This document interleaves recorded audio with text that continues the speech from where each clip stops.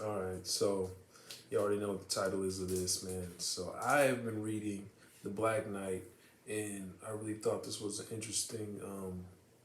I think it's a five issue. I think it's a five-issue run, but it's been incredible.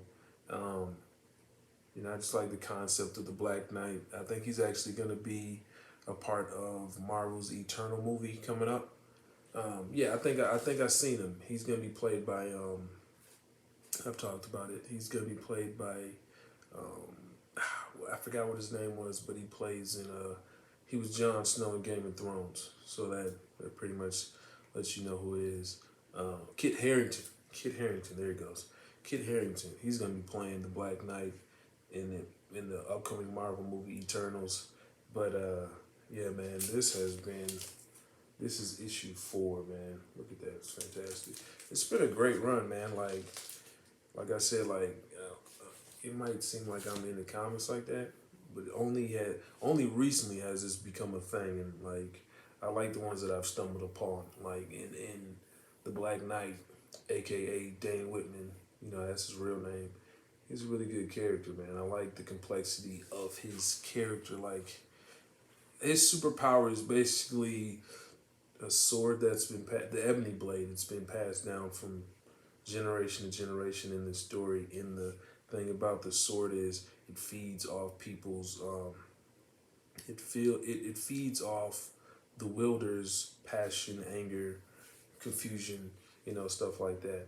And it's a crazy concept to start off at. You know what I'm saying? Because everyone's kind of there's some characters are a little more generic than others, and this character, it's like wow, like you really see, you know, the the power of the sword, and how it brings out kind of the worst in people, if they're not careful. And I can't get too much into it because I don't want to spoil it. But you know, Dane Whitman, just like all the other, his ancestors before him, all have to deal with um, the power of this sword being bestowed upon each generation, and its power is so great, and it just feeds on, well, basically it feeds on hate. You know what I'm saying? It's so powerful, and it feeds on the hate and the rage and the anger of its wielder, and it destroys them. You know what I'm saying? It destroys them essentially, um, from the from the inside out. And so I think that's interesting. I think that's an interesting place to begin with, and he's grappling with that type of situation all throughout. Obviously the story, and he's trying to figure out where, can he steer this power that this sword has? Can he steer it in the right direction? That's really what he's battling with throughout the whole scope of this series, and it's been pretty good thus far, man. I think there's a five. It's a 5 run issue. I think it's 5 run issue, maybe 6, but so far, it's 4 for 4 for me. Like this thing is, I give it a 9 out of 10 so far, man. I really like this character, and I can't wait to see Kit Harington play him, man. I think he's gonna add a whole different dimension to it. Yeah. So, the wielders of the swords of water, fire, earth, and wind are gods.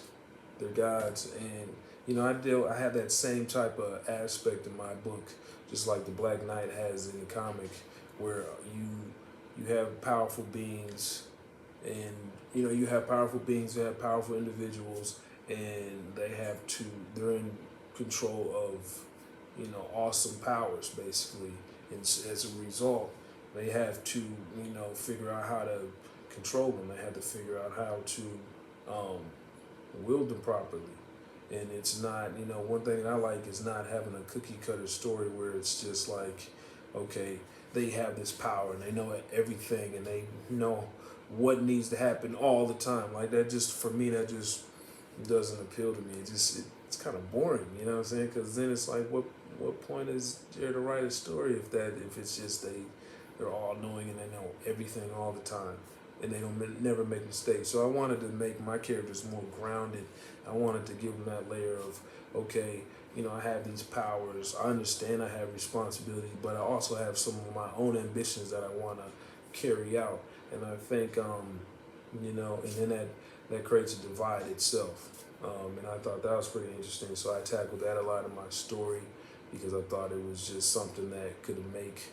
I thought it was the good base for a story to just springboard off. You know, having these beings with these powers and these swords to control, you know, the elements and call it elementus, and you know eventually they don't see eye to eye, you know, which happens in a lot of relationships.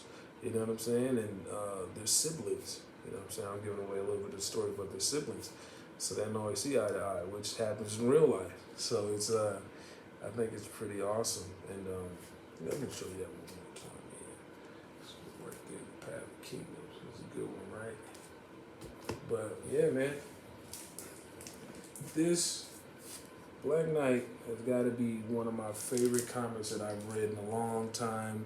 And you know what I'm saying? And I only pick up comics, you know, before recently I only picked them up once every blue moon, but this Black Knight is pretty cool. Oh, my cat?